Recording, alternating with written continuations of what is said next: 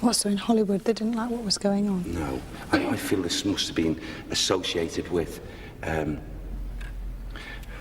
okay, silence, the movies, we're talking, never take off, it'll never happen. And you're fighting this battle. Right. As far as activities concerned, with spirit people, individuals, I don't feel, maybe I'm totally wrong, but I don't feel as if this particular area, this big hall, has a individual spirit person in action, active at times. I don't feel that. Okay. This is mostly residual, and it's like saying if people were out there through them doors, I don't feel they would see anything here. Okay. So it's not sort of active? No. Okay. It's not. Right. In other words, there's no spirit person coming in here that I can pick up on, and Sam's not even giving me anything mentally that way. Well, let's go to somewhere where hopefully there is some activity. Despite finding residual energies in the auditorium, Derek feels that no one is actually grounded in here.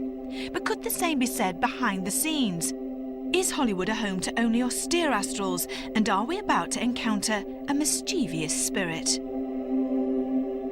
Marshall says it's him that's moved the ball. He hasn't moved it, he's dropped it on the floor.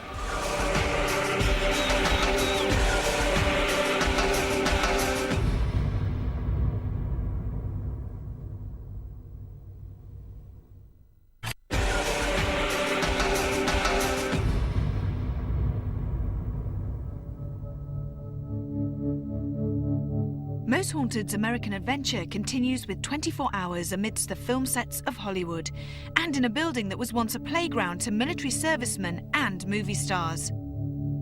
As we venture further along the ground floor, Derek is drawn towards the bar and pool room, an area known to have hosted so many of Hollywood's heroes and heroines.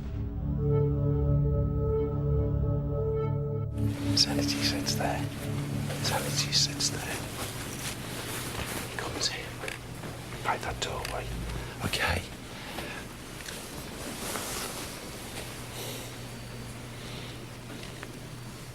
If you'd be seen walking through, he would be seen like what? He'd throw the cape across like this. That's if you're going to laugh at this. You're just going to laugh at it, okay? But he's not grounded here, is he? This is he is a very famous person that comes here. If Sam's back in it as well. Now, I'm not saying that this spirit person is present right now, because I'm not saying that. But it appears, and he does move about this room, more so here than anywhere, even out there. But it gives me the impression of Rudolph Valentino. All right. All right, the silent movie star. And who else? Say it again. And in here, can I just tell you what he's just said here? In there, with the glasses, okay, is, I don't know whether they were friends, I don't know. But he said very clearly, Buster comes here. Oh, right. Buster. And I said, Buster who? He said, Buster Keaton. Right. Buster Keaton. When they would move about and just, like, go to the impression, of sitting down like this, someone would come through, walk, and they walk past, he would probably do this. Oh, right. And they would get this shrill that they wouldn't know what was going on. And I feel the feeling would be they'd bolt through the door, get out the way. Yeah. Again, I get with these two a jovial, happy feeling of being here. Rudolph Valentino, who died 3 years before this building was completed, often had front row tickets to boxing shows at another Legion in town. So despite this anomaly, there's no doubt that a certain amount of mystique still surrounds this 76-year-old Legion. And interestingly, David Wells had immediately felt spiritually drawn towards the Legion's main staircase. Little did the psychic initially realise just how meaningful this area would prove. Can I just stop you a minute? Sorry.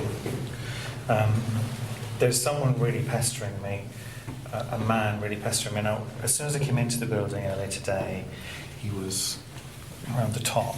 You know, there's like a gallery. Balcony. Yeah. And I wasn't really fully switched on, so I just kind of like ignored it and sort of left it at that. But I'm really conscious of someone falling down these stairs, someone tripping down these stairs. I don't mean tripping down the stairs, I mean, you know, Right. down the stairs. And I think it may be him, an older man.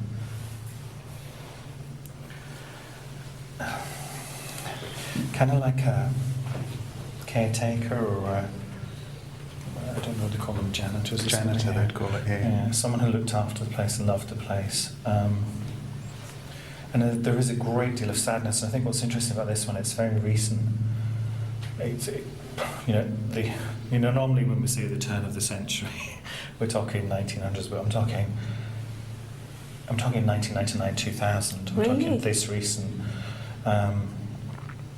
And there's a great deal of sadness around it. A sadness around any passing, of course, but maybe because it's so raw, it's only, 4 or 5 years after the event. I'm just kind of, what I'm seeing now is the vision of him lying there, and he's twisted. It's almost like I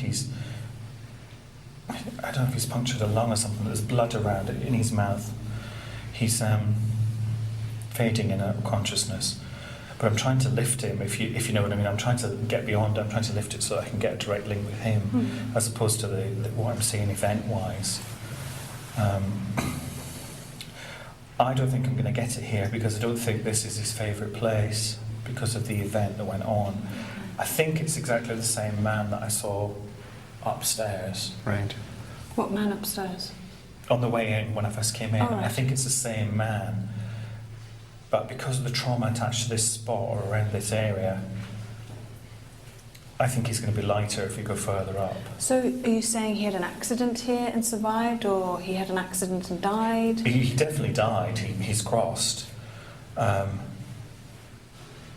And yeah, an accident. I don't see any hands. I No. don't feel pushed. No. Nothing like that. It seems purely an accident. But you know what he's given me, or certainly someone's given me, is the words, "When it's your time, it's your time."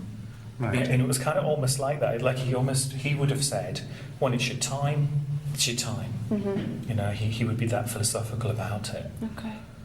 And is he here in the building? Does he haunt the building? I think he does. Yeah, I think this is the guy that You saw? I saw earlier, and I'm sure that as we go round, he'll become clearer. But it was just here I can sense the Gosh. trauma of Wow. it.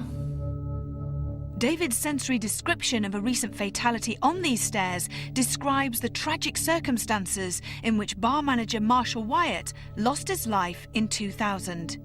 His final moments were spent being comforted by his friend Terry Duddy before the long-serving Legionnaire passed over in the place where he had worked and lived for several decades. We moved on from this poignant place to an area that David identifies as being far more pleasant. Now this seems lighter to me, Yeah. not quite so difficult to handle as that's what I saw. And I have a male figure here, and he seems really happy. He's whistling, and he's not just whistling as in a happy tune. he's got his whole being in it. He wakes up in the morning, gets out of bed, and it's like, go to work, fantastic. Hi, how are you? Hi, how are you? It's a real kind of like, if you like, embodies everything that's right about the place. And I wouldn't say he was particularly, I wouldn't say he was ill, but he's no spring chicken.